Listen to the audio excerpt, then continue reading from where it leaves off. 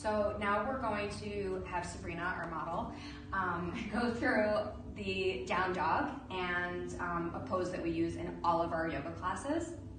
And we're gonna go through the proper breath and cues for our down dog, and then also some common misalignments when we get into our down dog that can be really helpful for too much pressure on our wrists, and also for those of us that may get a little bit more challenged getting our heels all the way down towards the ground. So we have something in store for you for a nice little assisted treat. So the first thing first is we want to come to Tadasana, which is standing mountain pose. And our feet are hips distance apart. Hands are down by the sides, palms are facing forward. And from here we start to ground the breath as we come into our inhales and our exhales. And we begin by pressing into all four corners of the feet and then lifting through the arches of our feet, drawing the inner thighs together so we really start to engage the core here, drawing the belly button towards the back of the body, lifting the ribs up and away from the hips, and then drawing the shoulder blades down, fingertips down towards the ground. Lifting the crown of the head straight up towards the sky and then bringing our chin parallel to the earth.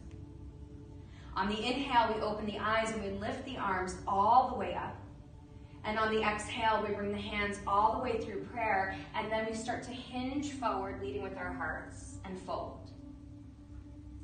From here, you can ground your hands onto the floor or onto blocks. And I'm gonna bring some blocks over for Sabrina so we have them here as a use. And these are great props. I know a lot of people shy away from blocks, but they're really nice to have, and you can work with them on multiple different levels. So however high you want to bring the floor, up to you, but we'll leave them on the flattest side for now.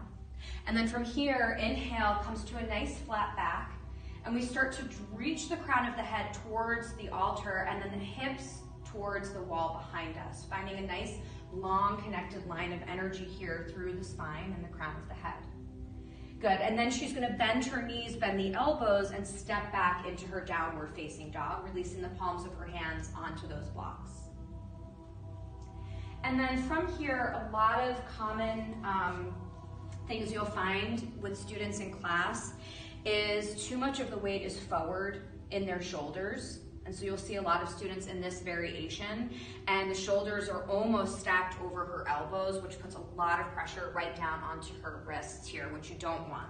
So in downward facing dog, we want to pull the hips back, drawing the hip bones up towards the corner where the wall and the floor meet. And then she has all this open and available space here in the upper back and the shoulders. Then the neck is nice and soft. The crown of the head is dropped down towards the earth. And now she can start to work her heels a little bit more towards the earth, okay? Another nice assist here on the backs of the heels is the use of a blanket. And you can fold the blanket and slide it underneath your heels. So you're essentially bringing the floor a little bit closer to her heels, which gives her a lot more space to now come into her proper alignment. And the use of the blocks, again, gives her a little bit more lift, bringing the floor closer to her. And in down dog, eventually, as you continue to practice your asana, you'll find that down dog can be a resting place. Doesn't necessarily have to be a place where there's a lot of resistance or discomfort. And then you can eventually come off of the propping, the blocks, and the blanket. And here, she'll continue to breathe through her pranayama breath, inhaling in through the nose and exhaling out through the nose. And then on her inhale, the full length will take her all the way forward to her plank. So she'll roll high onto the ball of her feet. The crown of the head will be the last thing to uncurl.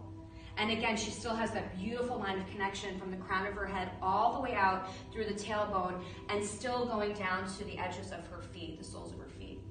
And then I'm gonna just have her release her knees and sit back into child's pose. And there you have it. She's done a beautiful job demonstrating our down dog. If you have any more questions, you can find me on my mat Tuesdays, Thursdays, and Fridays, or on the sub list. See you then.